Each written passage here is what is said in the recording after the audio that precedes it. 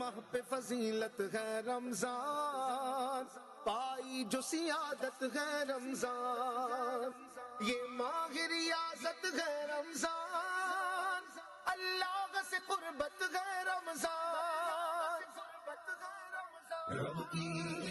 آج کی ہماری اس گفتگو کا عنوان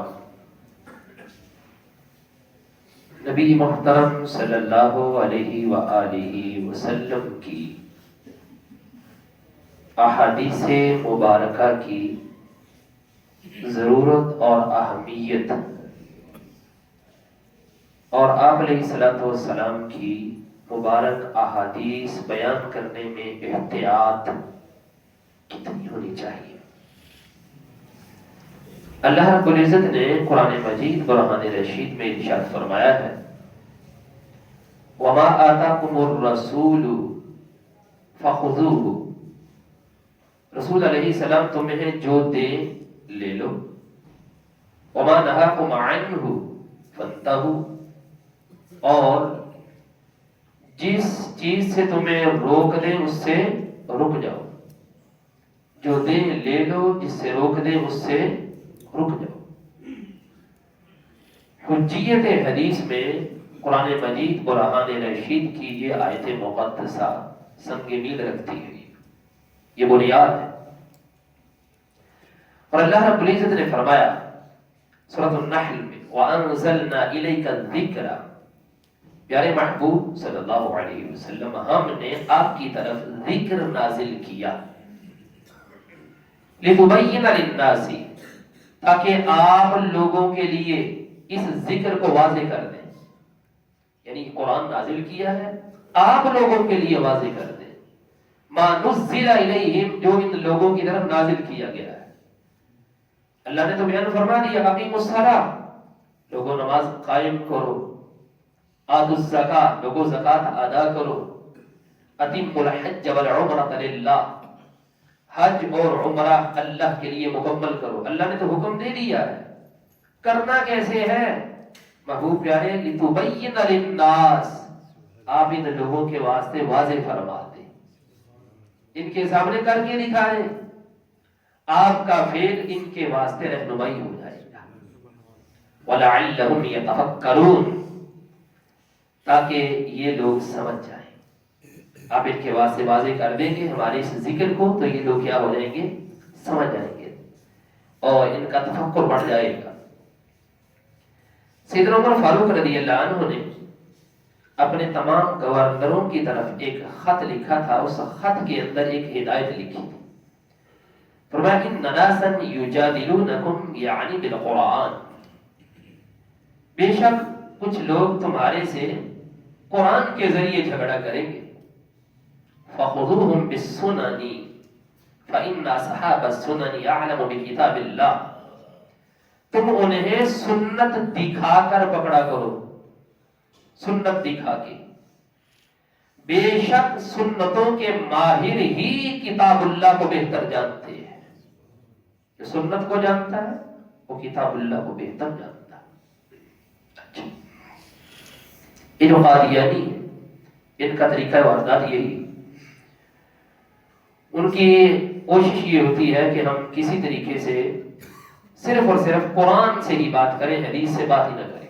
مثلا لفظ خاتم النبیین ہے، تو خاتم النبیین کا حدیث پاک کے اندر جو مفہوم واضح کیا گیا ہے بالکل واضح ہے۔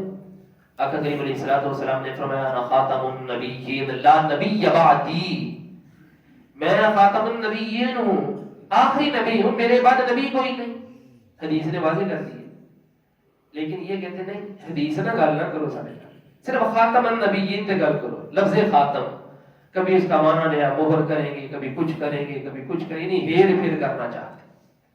تو حضرت عمر رضی اللہ عنہ نے صدیوں پہلے اپنے گورنروں کو تلقین کر دی تھی، لوگ تم سے قرآن کے ذریعے سے جھگڑا کریں گے، تم انہیں سنت کے ذریعے سے پکڑنا، ان کی رہنمائی کرنا، ان کو بتانا قرآن یہ ہے، اور قرآن کی وضاحت تمہیں احادیث نبویہ سے ملے گی۔ اور پھر دیکھیے آقا کریم علیہ الصلوۃ والسلام اپنے جو اقوال ہیں، جن کو ہم حدیث رسول کہتے ہیں، کیونکہ حدیث کا مطلب یہ ہوتا ہے ما اضیف الی النبی صلی اللہ علیہ وآلہ وسلم من قول او فعل او تقریر، نبی پاک علیہ الصلوۃ والسلام کا قول، فعل اور حضور کی تقریر. تقریر کا مطلب یہ ہوتا ہے کہ حضور کے سامنے کوئی کام ہوا، نبی پاک علیہ الصلوۃ والسلام نے منع نہیں فرمایا، اس کو کہا جاتا ہے تقریر. اس کو حدیث تقریری کہا جاتا ہے. قول کا مطلب یہ ہے کہ آپ کا فرمان، آپ نے کہا کرو. فعل کا مطلب آپ نے کر کے دکھایا. حدیث قولی بھی ہے، حدیث فعلی بھی ہے، حدیث تقریری بھی ہے. ٹھیک ہے. آقا کریم علیہ الصلوۃ والسلام کا فرمان اتقوا الحدیث عنی الا ما علمتم، میری طرف جس وقت تم حدیث بیان کرو نا تو حدیث بیان کرتے ہوئے اللہ سے ڈرنا، اللہ سے ڈرنا. کیوں؟ فمن کذب علی متعمدا فلیتبوأ مقعدہ من النار، جس نے میری طرف کوئی جھوٹی بات منسوب کر دی اس کو چاہیے کہ اپنا ٹھکانہ جہنم میں بنا لے. ابھی منہ چاہ کے کہہ رہا ہے حدیث جڑی ہے حضور دی. احادیث کے اندر یاد رکھیے جو سند ہے نا، سند اس کی ایک اتھارٹی ہے. سند کسے کہتے ہیں؟ اب بخاری شریف کو لیے تو بخاری شریف میں اس وقت حدیث آئے گی تو حدیث سے پہلے ایک لمبی چوڑی ناموں کی فہرست آتی ہے. ٹھیک ہے جی. ہر حدیث سے شروع میں، جس طرح میں روزانہ آپ کو بخاری شریف سناتا ہوں، سن لیں گے؟ بولے تو صحیح ہے. جڑے بندے سن دے انہوں نے پتا حدیث بیان کرنے تو پہلے 5-6 بندیاں کا نام روزانہ لینا پہلے. وہ جن بندوں کا نام ہے نا کہ اس نے اس سے سنا، اس نے اس سے سنا، اس نے اس سے سنا، اس نے اس سے سنا، اور اس نے نبی پاک علیہ الصلوۃ والسلام سے سنا اور حضور نے یہ فرمایا. یہ جو لمبی چوڑی لائن ہوتی ہے نا ناموں کی، اس کو بولتے ہیں سند. اور اصول حدیث میں سند کی تعریف یہ ہے سلسلۃ الرجال الموصلۃ الی المتن، کہ رجال یعنی آدمیوں کا وہ سلسلہ جو ہمیں حدیث کے متن تک پہنچاتے، یہ سند ہے. یعنی ہم بات جو بھی نبی پاک علیہ الصلوۃ والسلام کی طرف منسوب کریں گے، یہ نہیں کہیں گے کہ سرکار علیہ الصلوۃ والسلام نے فرمایا، تو سرکار علیہ الصلوۃ والسلام نے تو فرمایا ہے لیکن آپ تک کیسے پہنچی ہے؟ یہ بھی تو کوئی مثلا پیچھے کوئی سند ہے کہ نہیں اس کی آپ کے پاس؟ اگر ہے تو ٹھیک ہے، اگر نہیں ہے تو پھر آپ کیسے بیان کر سکتے ہیں؟ تو سند ہمارے ہاں اہل سنت کے ہاں ایک اتھارٹی ہے. صحیح مسلم کا مقدمہ ہے تو اس مقدمہ کے اندر امام مسلم نے ایک بات لکھی ہے بیننا و بین القوم القوائم، یعنی الاسناد. فرمایا ہمارے اور دوسرے فرقے والوں کے درمیان جو امتیازی فرق ہے وہ سند کا ہے. وہ بات بیان کرتے ہیں بغیر سند کے. آپ فرماتے ہیں ہم جو بھی بات بیان کرتے ہیں وہ سند کے ساتھ بیان کرتے ہیں. جیسے دیکھیے جمہور جو ہمارے محدثین ہیں، ان کے نزدیک کتاب اللہ کے بعد جو سب سے زیادہ اہم ترین کتاب ہے وہ بخاری شریف ہے. بخاری شریف، ٹھیک ہے جی. حالانکہ بخاری پہلے نہیں لکھی گئی، پہلے موطا امام مالک کی لکھی گئی. جمہور محدثین کی بات کر رہا. جمہور کا مطلب کیا ہوتا ہے؟ دسو صحیح نہیں یار. اکثر، ٹھیک ہے. جمہور کا مطلب کیا ہے؟ اکثر. جمہور کا معنی اکثر، جس طرح اسلامی جمہوریہ پاکستان، ٹھیک ہے جی، یعنی کہ پاکستان کے اندر جو رہنے والے ہیں اکثر اسلام والے ہیں. ٹھیک ہے. اکثر محدثین کی رائے یہ ہے. اچھا، جو اہل تشیع فرقہ ہے ان کے نزدیک جو کتاب اللہ کے بعد سب سے مستند ترین کتاب ہے وہ نہج البلاغہ ہے. اور وہ جو نہج البلاغہ کتاب ہے وہ مولا علی رضی اللہ عنہ کے زمانے کے 400 سال بعد لکھی گئی ہے. مولا علی رضی اللہ عنہ کے زمانے کی. اور پھر اس کے اندر اقوال مولا علی رضی اللہ عنہ کے اندر درج کر دیے، سند کوئی نہیں. بس اتنا کہہ رہی ہے یہ قول مولا علی کا، سند کوئی نہیں. کس نے کس سے سنا کوئی گل بات نہیں. امام مسلم نے لکھا، آپ نے فرمایا ہے ہمارے اور دوسرے فرقے کے درمیان فرق کس کا ہے؟ سند کا ہے. وہ بغیر سند کے بات کرتا ہے، ہم سند کے ساتھ بات کرتے ہیں. اچھا، اسی طریقے سے جو ان کی کتاب ہے اصول کافی، اس کے اندر انہوں نے ایک اور بات بھی لکھی.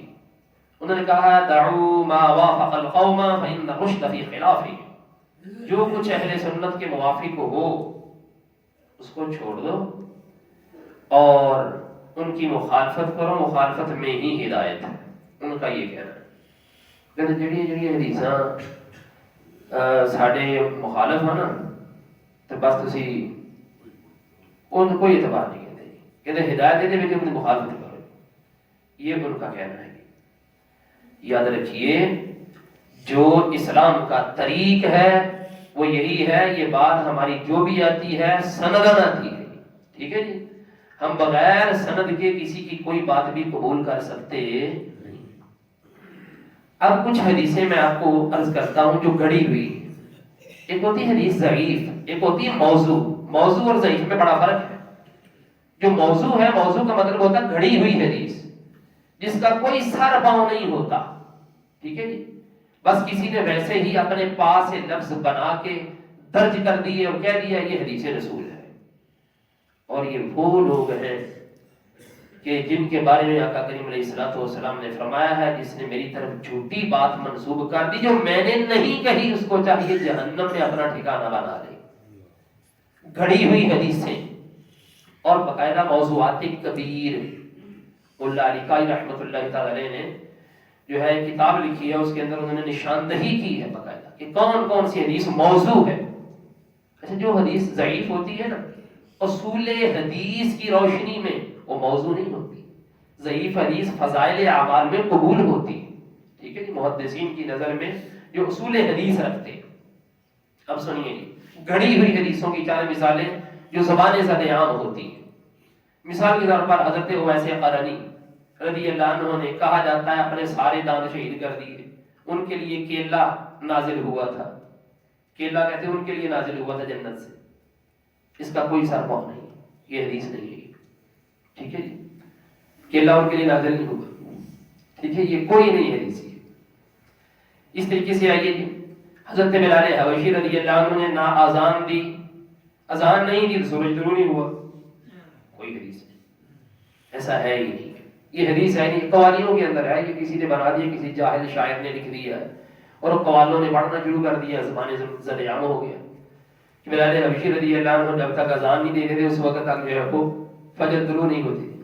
غلط کر رہا ہے ہی نہیں. کتنے بھی حدیث کے جو ہے نہ کسی سند کے اندر کے ساتھ ثابت ہے نہ کسی جو ہے متن کے اندر کوئی بات ملتی نہیں. اسی طرح اس طریقے سے ایک اور بات بھی ہے کہ ایک بوڑھی مائی نبی پاک علیہ الصلوۃ والسلام کے اوپر کوڑا پھینکا کرتی تھی. ایک دن اس نے کوڑا نہ پھینکا تو نبی پاک علیہ الصلوۃ والسلام اس کی خیریت پوچھنے کے لیے چلے گئے.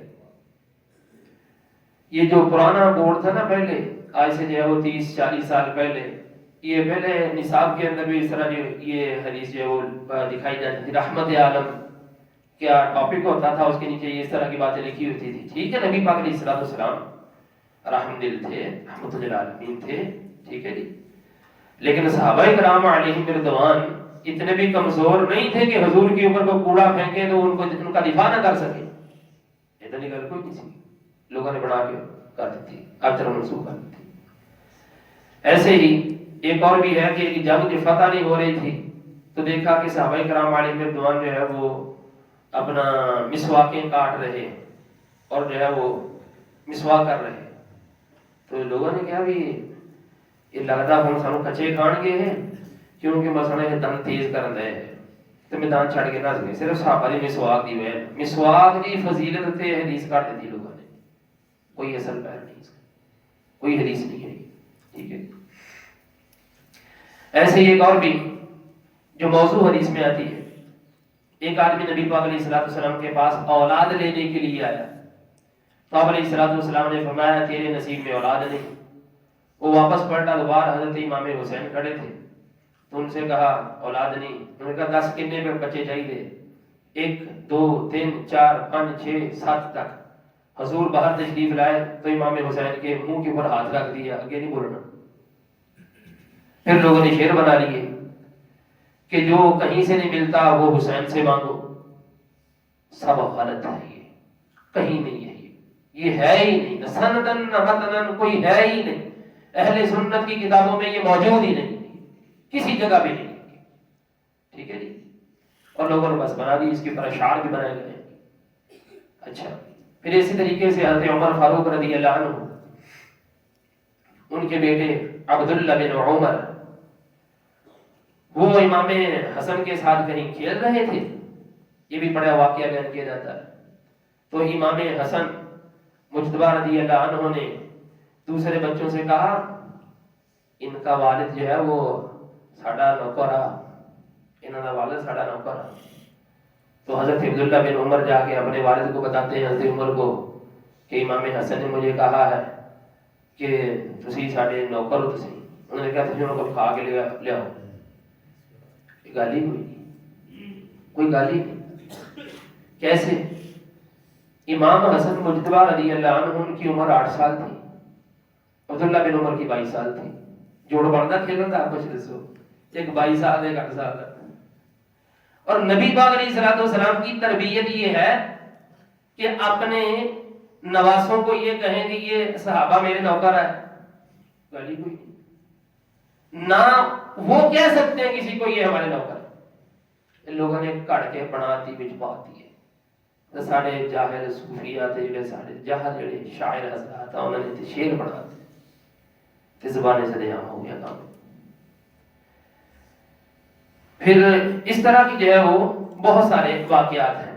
اچھا، پھر کچھ اقوال ہوتے، اقوال کو لوگ حدیث کہتے تھے، جس طرح الصلاۃ معراج المؤمنین، کہتے یہ حدیث ہے، حدیث نہیں ہے، یہ قول ہے، ٹھیک ہے، یہ کسی بزرگ کا قول ہے کہ نماز مومنین کی کیا ہے؟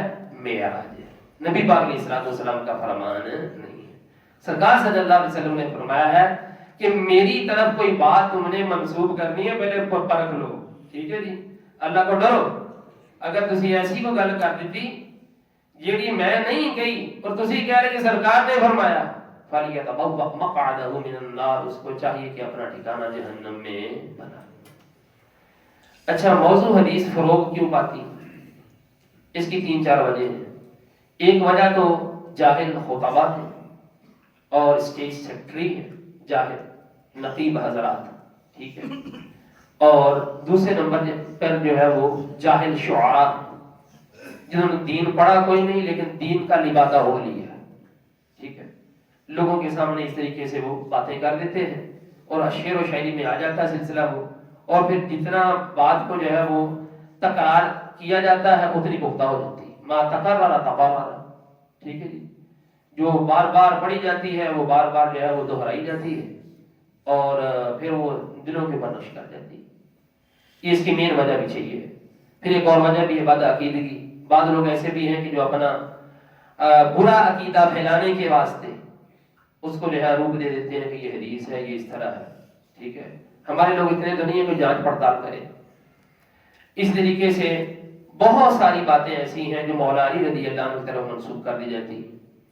فیس بک کے اوپر بھی آپ دیکھ سکتے ہیں کہ کوئی عجیب سی بات لکھ کر کے لوگ کہتے ہیں یہ مولا علی کا فرمان ہے، یہ حضرت عمر کا فرمان ہے، نہ کوئی اس کی سند، نہ کوئی کتاب کا حوالہ، کوئی چیز نہیں، بس اپنے پاس ہی مولا علی کا فرمان ہے۔ امام مسلم کی بات سنو کیا ہے۔ امام مسلم نے جو ہے وہ باقاعدہ مقدمے کے اندر لکھا ہے واللہ ما قضى بهذا علی الا ان يكون ضل۔ کسی آدمی نے حضرت عبداللہ بن عباس رضی اللہ عنہ کو سیدنا علی المرتضیٰ کے فتوے دکھائے تو کہا کہ یہ مولا علی رضی اللہ عنہ کے فتوے ہیں، تو آپ نے فرمایا یہ فتوے مولا علی کے نہیں ہیں، یہ کسی گمراہ آدمی نے لکھے ہوئے ہیں اور ان کی طرف منسوب کر دیے، بھائی ان کے فتوے نہیں۔ پھر ابو اسحاق کا انہوں نے قول نقل کیا لما احدثوا تلك الاشياء بعد علي رضي الله عنه قال رجل من اصحاب علي قاتلهم الله اي علم افسدوا۔